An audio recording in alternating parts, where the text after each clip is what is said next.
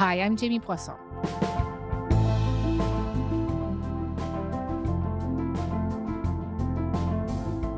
A couple weeks ago, after the horrible shooting in Montreal that left 3 people dead, including the shooter, a bunch of us who work on the show were talking about how we should handle the shooter's manifesto. Does dissecting it too much risk legitimizing its ideas? Does ignoring them blind us to what motivated the shooter? How do you strike that balance? It wasn't the first time that we've talked about the issue because, sadly, it is not the first time a horrible act of violence has come with some kind of document that purports to lend meaning to the act. It's not just journalists who debate how to deal with a manifesto. Police will decide if and when to release them. Researchers scour them for clues. But long before they became associated with terrorism or mass shootings, manifestos belonged to a very different political tradition. They were the literary form of revolutionaries, artists, intellectuals, and political movements attempting to announce entirely new visions of the world. So today, I want to flesh out that conversation that started around the office with J.M. Berger. He's the author of several books, including Extremism, and a senior research fellow for the Center on Terrorism, Extremism, and Counterterrorism at the Middlebury Institute of International Studies.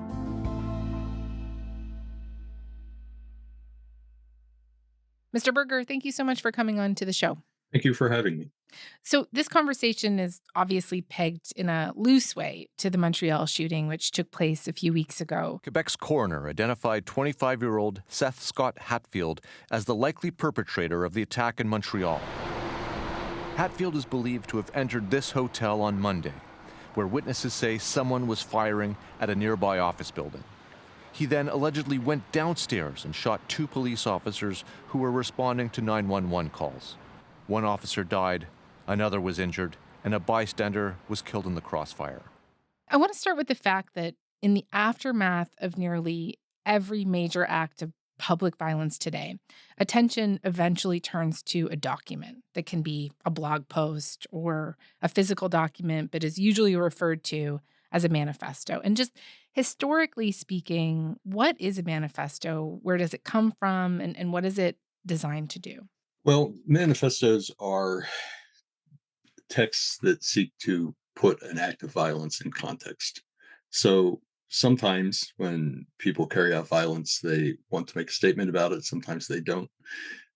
When they don't want to make a statement, we go and we talk to the people that they talk to, the people in their lives, look at what they're reading, look at what they're doing online. Sometimes people want to frame their act of violence in a specific way, and that's when they create a manifesto. People have always tried to, explain their actions, and people have written things to explain their actions. The concept of what we can loosely refer to as like a murder manifesto, where you're trying to justify an act of violence, goes back to the Unabomber back in the 1990s, who wrote a very lengthy justification of his mail bomb spree and had it published in the Washington Post and the New York Times. The Unabomber said he would kill again if the newspapers hadn't published his manifesto by Sunday. And today, the publishers of both papers said they did so at the request of the Attorney General and the FBI and because of concern for public safety. The 35,000-word manifesto stresses individualism, condemns liberalism, and is an anti-technology diatribe. In it, the Unabomber says the Industrial Revolution and its consequences have been a disaster for the human race. He calls for Before the Unabomber, what historically did manifestos look like? Like, I'm thinking about revolutionaries here. Yeah, I mean, a manifesto in the very broadest sense is just a statement of ideas, so the Communist Manifesto probably being the most famous one. We see them in religion, we see them in politics. It's just a way of putting out your ideas. And then, it's only since the Unabomber that we started thinking about manifestos as more of this manifestation of violence. I want to turn to Montreal specifically with you for a few minutes. I know you've read through the shooter's 104-page manifesto, which in many ways kind of reads like a perverse academic capstone project. The document expresses extreme anti-government and misogynistic beliefs linked to the involuntary celibate or incel movement. The manifesto claims women's sole purpose is to reproduce and that modern society is marginalizing men. One of its central preoccupations is the idea of hypergamy, the belief that women increasingly seek partners of a higher perceived social or economic status, leaving many men behind. We did a whole show on this the other week, but given that you have spent years studying these kinds of writings, I'm just curious what immediately stood out to someone like you. I think when I looked at this, it really seemed to be an effort to do for incels what Anders Breivik, the 2011 Norway killer, did for anti-Muslim sentiment. Anders Breivik, a far-right extremist, murdered 77 people in Norway. It's thought he's responsible for this document. It's called 2083, a European Declaration of Independence. The 1,500-page manifesto and the included web video rail against multicultural Europe, Islam and mainstream politics. Its author gives there are different styles in these manifestos. Something that we've seen a lot recently since 2019 in the Christchurch shooting is this kind of meme-filled, very internet jargon-laden documents that are written for a very small kind of niche audience. In total, 44 worshippers were killed by Brenton Tarrant at Al Noor in an attack he live-streamed on the internet. He then moved on to his second target across town, the Linwood Mosque, where he killed a further 7 people. He had uploaded a manifesto detailing his white supremacy beliefs and his hatred of Muslims and non-European immigrants. So what the Montreal shooter did is he wrote something that is much more similar to Anders Breivik's 2011 Norway manifesto or the Unabomber's manifesto, in that it's really taking on the trappings of academia with footnotes and referencing papers and other sources. But I mean, it's interesting because it struck me too as a piece of writing that was written for mass consumption. This was a young man that seemed to desire and expect like a large audience. And in it, he writes that he overlooked traditional academic citation styles so that the text would be more accessible to men who may not be familiar with academic writing. And he also requests that the document be translated into 7 languages and proliferated in plain language. And I've read experts refer to this kind of thing as something that was written to recruit, to radicalize, to change minds. And is that the ultimate purpose? I think that he had a worldview that he wanted to share, and yes, he is. There's an explicit call to action in here. He's explicitly urging readers to radicalize.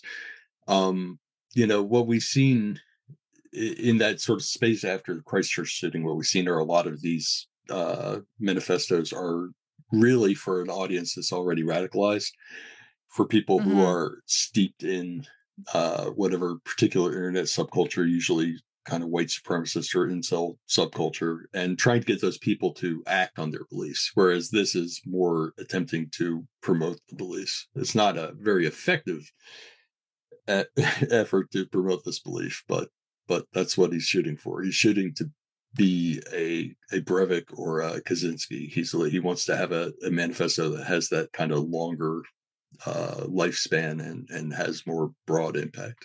In the hours and days following an event like this, I often see this kind of race to prescribe a belief system or clear ideology, like to an attack of this nature.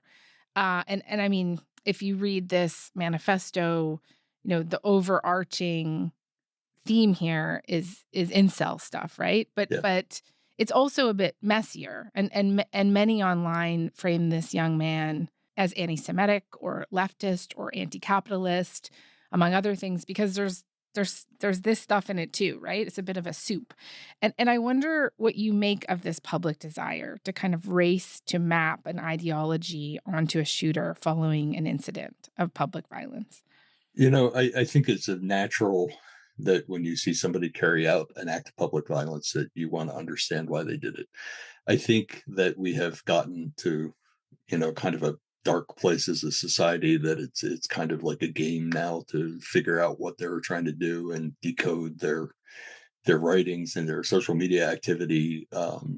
People rush to try and identify the person's social media channels and see what that says and this says. And It's important to understand why people act, but at the same time, we can really overascribe this stuff. We can put this out there in a way that is such a simplifying explanation of why somebody does violence that it stops being useful or accurate.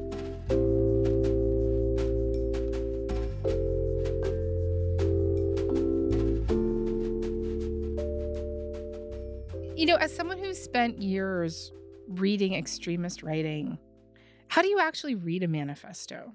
Are there any signs or things that you look for in these documents that can reveal particular things about the person responsible for them? Like, what are you looking for?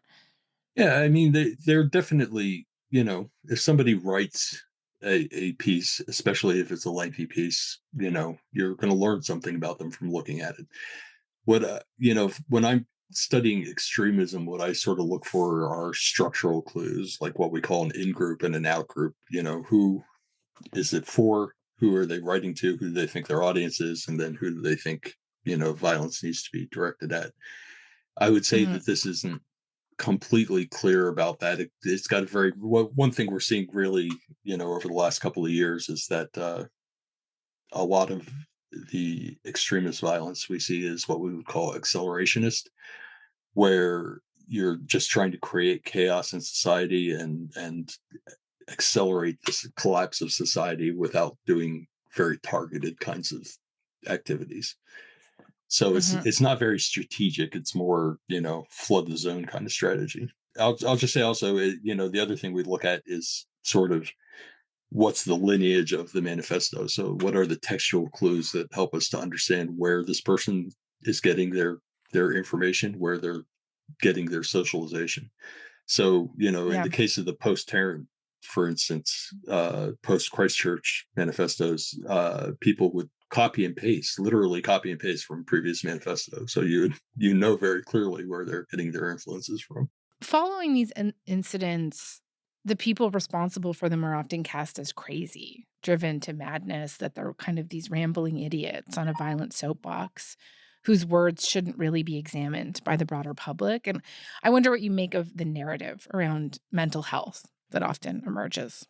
Yeah, so I mean, the first thing I think it's important to understand is that, like, having a mental health problem and having an extremist orientation are not mutually exclusive. So sometimes people can have both. Usually, if you're doing this piece of violence, you either have to have that kind of ideological motivation or a mental health problem. They're assuming that you're not, killing for profit, like doing a bank robbery or something. You're looking for one of those things. Extremists, historically, like terrorists, when we think about groups like Al Qaeda and the Klan and groups like that, they generally, what research has found is that there's a pretty low incidence of mental illness in those groups, in those larger sort of organized groups that are heavily socialized. And what we're seeing in the more recent years is that there's much more higher incidence of mental illness, that we see people who are, clearly grappling with problems, whether they, indicate that by writing something incoherent or how they interact with the world outside of the attack. Some of these more recent ideological groups and online groups have a higher incidence of mental illness than what we've seen in the past. Why do you think that is? Probably you can attribute it, not in a totally simplistic way, to the presence of the internet and social media in our lives. So when somebody was having a mental health crisis 30, 40, 50 years ago, that could often be a very solitary thing. They're not associating with other people who have similar mental problems or who are putting out, vibes that might justify violence. And, that was just a selection process. As a practical matter, an example I used to say is that if you were a radical jihadist living in Peoria, Illinois in 1950, you might go your whole life without meeting somebody else who shared your views. So now it's much easier to find people who have similar problems, similar mental outlooks, and for those people to reinforce. And all this stuff is, our relationships with the world is socially connected.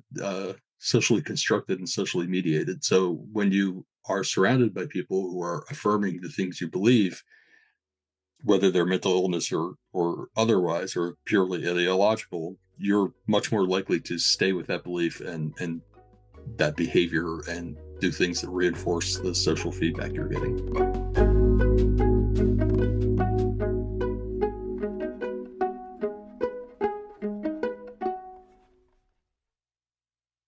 I know when we're presented with these manifestos, there's often this debate about how we should engage with them as journalists, right? And I want to put a comparison to you in the way the Christchurch massacre was handled versus the way that the Unabomber was handled. And I know that following Christchurch, New Zealand's Prime Minister Jacinda Ardern went to great lengths to censure the corresponding manifesto and severely discourage any mention of the shooter's name. And she was arguing that denying him an audience was itself a public good. The live stream video of the Christchurch terror attacks and the so-called manifesto, apparently written by the perpetrator, have been classified as objectionable. That means that distributing or even possessing copies of either of them is a crime under the law. He sought many things from his act of terror, but one was notoriety.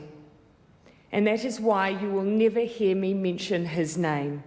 By contrast, as I think you mentioned earlier in this conversation, figures like the Unabomber became widely read, published in newspapers, the writings circulated and debated, and in some cases even treated like serious political texts. And so which of these two prescriptions for the manifesto do you think leads to a more healthy civic and democratic life? So an important way that the Unabomber manifesto differs from what we're talking about is that the Unabomber was A, at large when he wrote it, like he was not captured or killed, and B, he's explicitly offered to suspend his bombing campaign if his manifesto was published. So the newspapers and the FBI, at the time discussed the pros and cons of this, and it came to the conclusion that publishing the manifesto might help them get a lead in this case because they had been trying to find him for years. Washington Post publisher Donald Graham said neither paper would have printed this document for journalistic reasons. New York Times publisher Arthur Sulzberger admitted, "Whether you like it or not, we're turning our pages over to a man who has murdered people, but I'm convinced we're making the right choice between two bad options." And in fact, publishing the manifesto did lead to his capture because his brother read the manifesto and realized that it was his brother who wrote it, and that's how they got him. So, when an act of violence is done, when the perpetrator's dead or under arrest, there's a lot of different incentives there. The problem with censorship, I think, is that, those tools, once you take them out of the box, they stay out of the box, no matter who's running the government. And as we certainly have been seeing over the last couple of years, bad people can sometimes come in and take the tools that were designed by good people and turn them to bad uses. So, that's my concern with censorship per se. Now, I do think that, from a journalistic standpoint, I was a former journalist, and, I think it's better not to promote these texts, not to give people the reach that these ideas want. They're going to be out there. You can find them if you're determined you're going to find it. It doesn't take that much work to figure it out. But we don't necessarily have to promote it. And then, just to touch on the name issue, some people who do these kinds of attacks have a fame-seeking motive. We don't really have a clear sense of how big that is and how much of a factor, but you can certainly see that some people want to know that there were news stories written about them and that they, had their moment of glory. And I don't see any harm in withholding the name. And it's not, the name by itself is not a piece of information that is useful to 99% of an audience. And if it helps, then great. But, it's not a silver bullet to solve this problem. One thing I've been thinking about is that these documents are written to justify violence and recruit readers, but they're also propaganda that derives their power from beginning with observations that feel kind of recognizable or emotionally resonant. What before leading readers somewhere much more pernicious, right? But the Montreal shooter, for example, has built an argument around young men in crisis, essentially, that is built around a real and observable phenomenon. The leap, of course, is from those observations to misogyny and mass violence. But I wonder, how do you think we should think about that? Is there a danger in like dismissing these texts outright? And is there an equal danger in kind of treating them as more straightforward political analysis, just to build off your previous points? What I would say is that, you get into this chicken and the egg problem, where a couple of fringe people doing violence are able to cast a normal social problem as a crisis that requires huge interventions, whether for or against the ideology they're promoting. So male loneliness is often talked about in the context of this kind of activity, in the context of incels, in the context of some of the really negative, manosphere influencers. And the thing is that people generally, not just men, have always been lonely. There's always loneliness in the world. And, arguably, it might be worse now because of alienation that comes from our technological society. On the other hand, our technological society might make it easier for you to connect with like-minded people and feel less lonely. So I guess what I would say is, taking a manifesto like this and concluding that young men are, very special cases whose needs should be catered to above all other demographics is not good. We can talk about, I think it's good to understand, what drives people into these movements. But, the fact is that a lot of people are lonely without turning into killers. And, people can be lonely without blaming, women for their loneliness. So it's tricky. And, I think you want to take it seriously. You want to look at where this is and who's taking part in it. And certainly the incel movement, while it's still very tiny fraction of most men or most people, there are hundreds of thousands of people probably globally who identify as incels in one way or another. And that's a lot of people, and they can create a lot of chaos. So we need to sort of know what's going on and pay attention to it. But I don't think, we want to elevate the talking points that people who have chosen to do mass murder want us to elevate.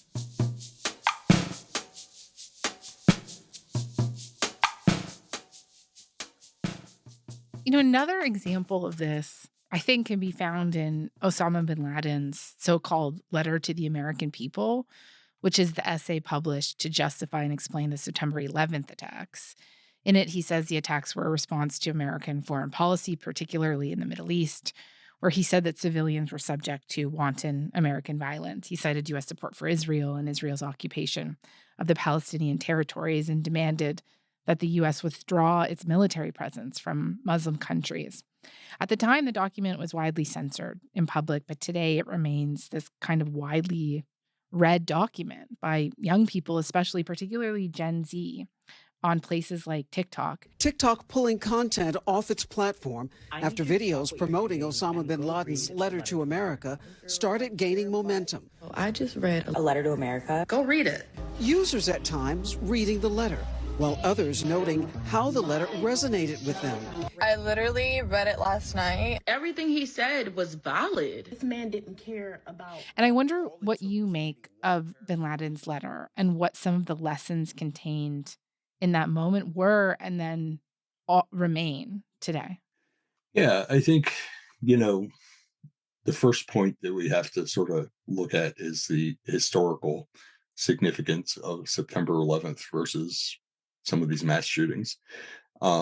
September 11th was a massive global shock. It was a mass murder on a scale rarely seen in human history. And there's much more reason to try and understand why that happened, particularly because unlike, the Montreal shooter, unlike even the Unabomber or Anders Breivik, 9/11 was the product of a large group of people collaborating.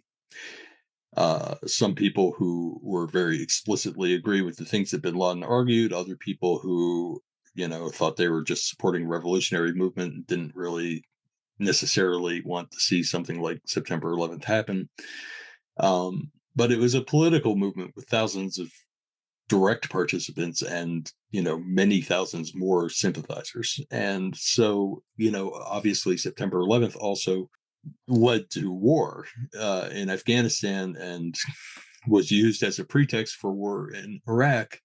So, when we're talking about just, massive social change and international conflict that's derived from what happened, I think that it makes a lot more sense that we should understand what the other side thinks.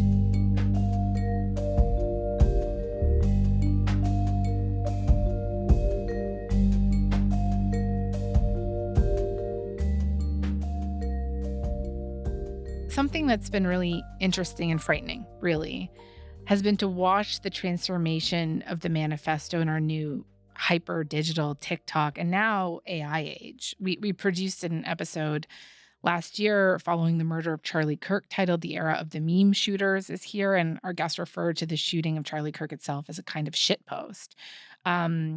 He talked about mass shootings as content or memes and how the bullet casings had all these esoteric memes and messages on them, which were largely unintelligible to law enforcement, the media, and many who study extremist and violence as well.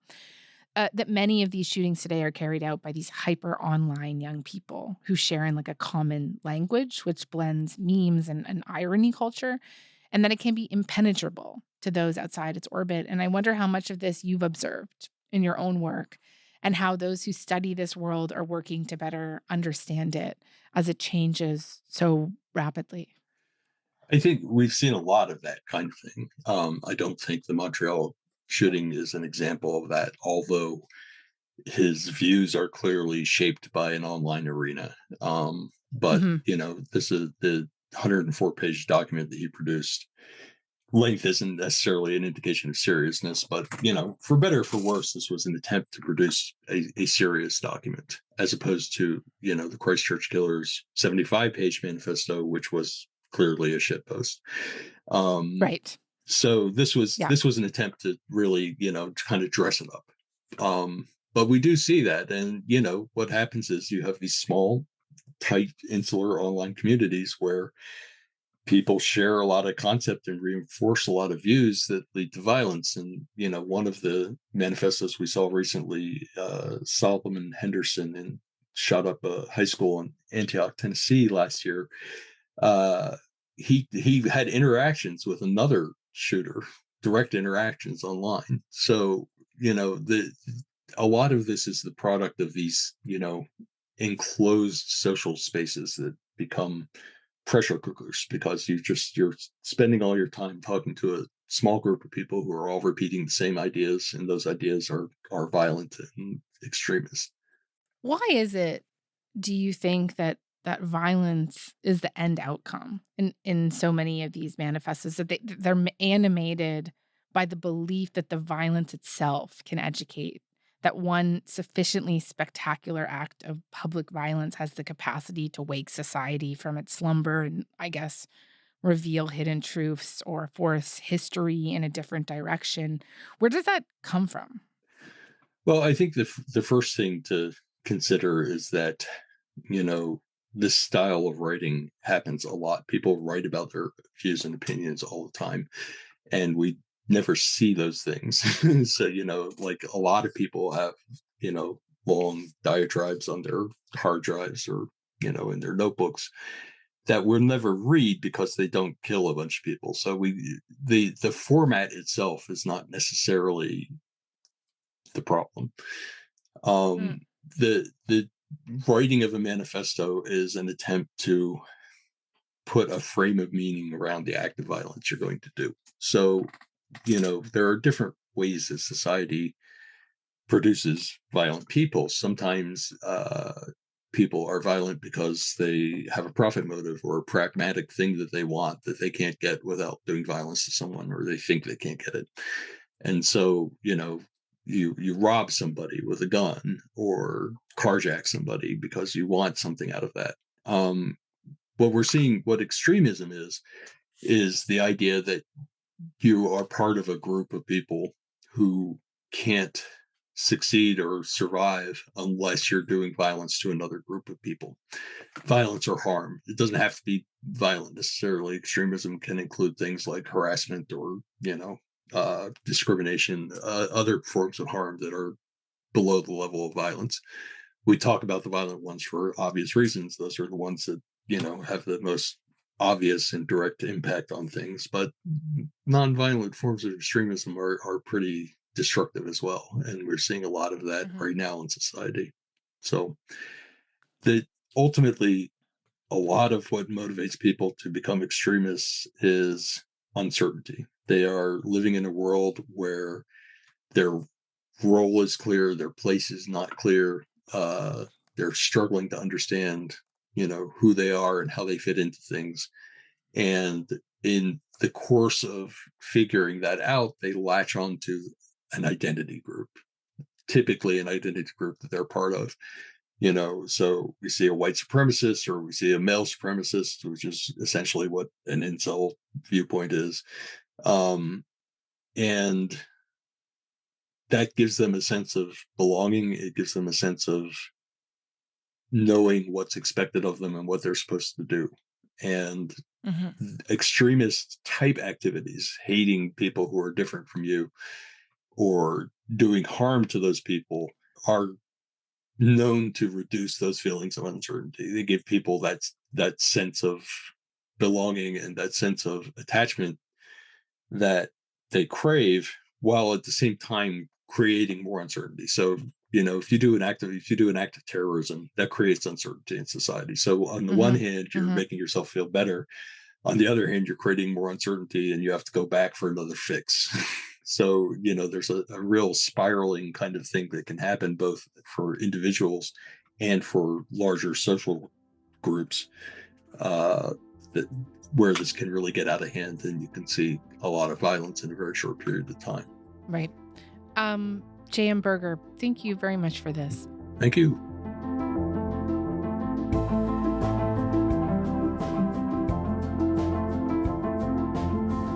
All right, that is all for today. I'm Jamie Poisson. Thanks so much for listening. Talk to you tomorrow.